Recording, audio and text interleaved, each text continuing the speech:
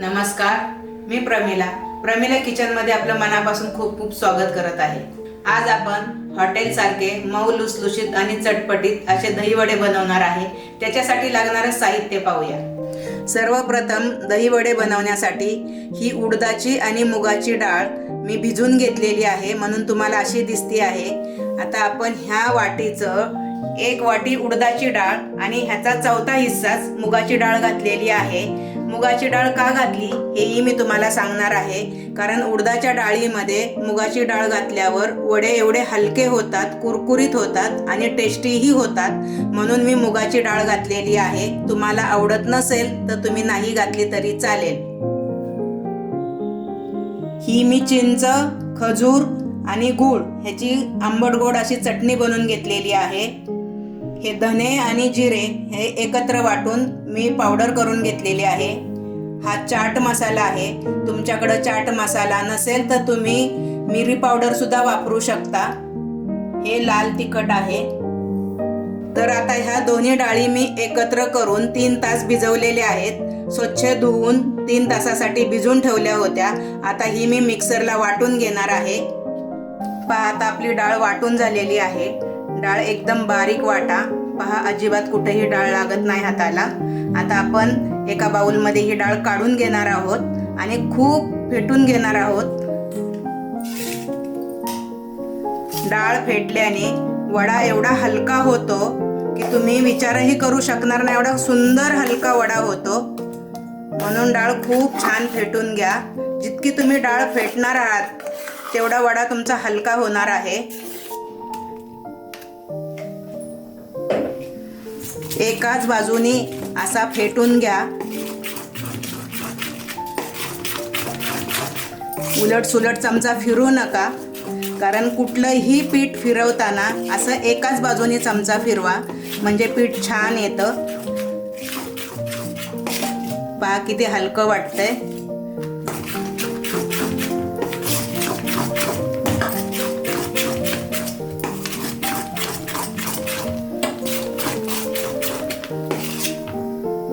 डाळ वाटताना अगदी 1 चमचाभर मी पाणी घातलेलं आहे, कारण खूप पातळ नाही करायचं। मी आता तुम्हाला वडे तळून दाखवणार आहे। त्यानंतर आपलं पीठ छान फेटून झालेलं आहे। तुम्ही चवीप्रमाणे त्याच्यात मीठ घाला। मीठ घातल्यानंतरही छान फेटून घ्या, म्हणजे मीठ सगळीकडे लागेल।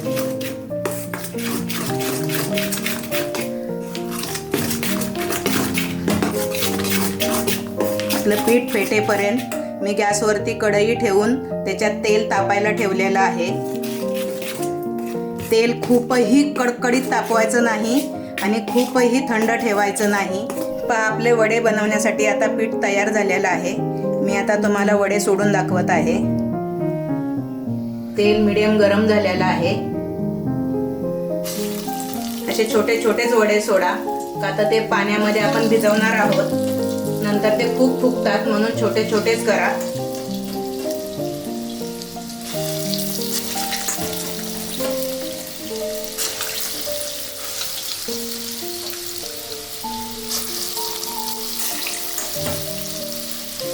पहा, पीठ आपण खूप फेटल्यामुळे वडे खूप हलके झालेत आणि खूप छान फुगलेत सुद्धा।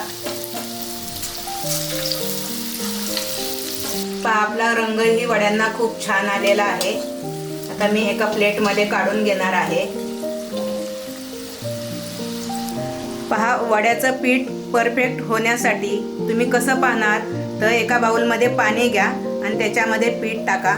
पीठ वरती तरंगलं म्हणजे आपले वड्याचं पीठ खूप छान झालेलं आहे। जाळीही छान येते, म्हणून आपण हे असं पीठ पाहायचं की बुडलं नाही पाहिजे।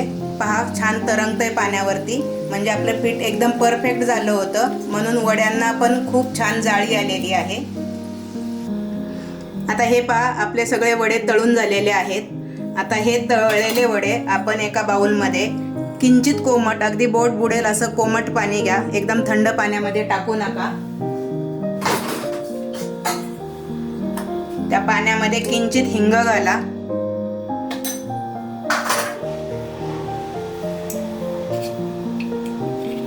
किंचित मीठही घाला।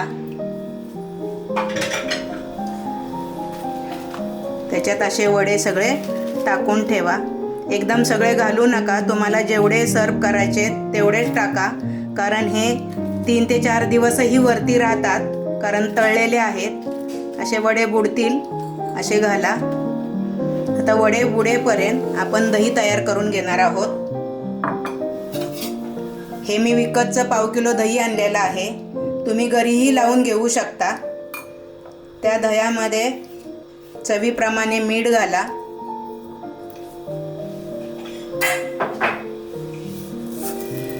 दोन चमचे साखर घाला. कोणाला शुगर असेल त्यांनी नाही साखर घातली तरी चालेल, पण साखर घातल्यावर दह्याची चव छान लागते.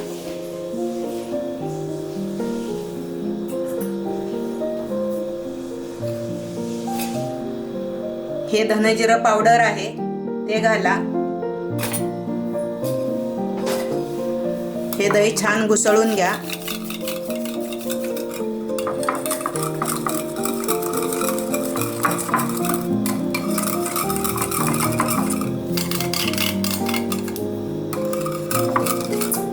पहा, हे खूप घट्ट दही आहे. आपण त्याच्यात थोडंसं पाणी घालणार आहोत.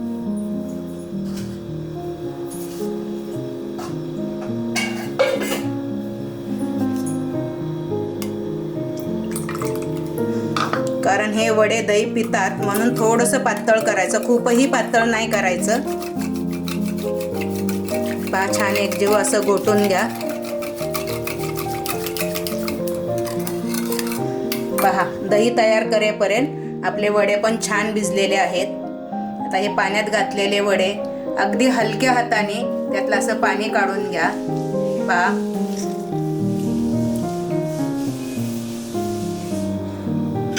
आता वडे आपण पाण्यामधून छान पिळून घेतलेले आहेत. आता आपले वडे सर्व करते. ह्याच्यावरती दही घाला.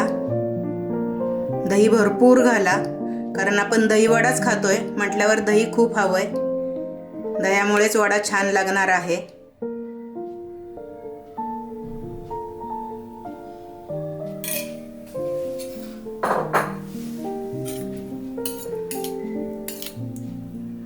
ही चिंच गुळाची केलेली, घरीच केलेली चटणी आहे.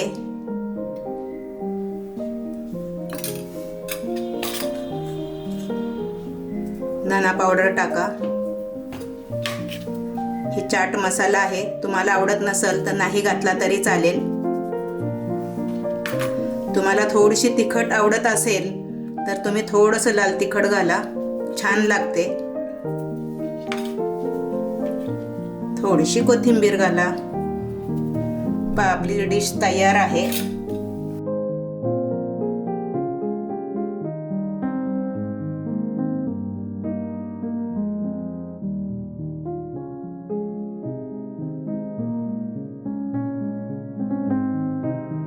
तर माझी ही रेसिपी तुम्हाला कशी वाटली हे तुम्ही मला कमेंट करून कळवा. माझ्या चॅनलला लाईक करा, सबस्क्राईब करा. चला तर मग पुन्हा भेटूया नवीन रेसिपी सोबत. थँक्यू.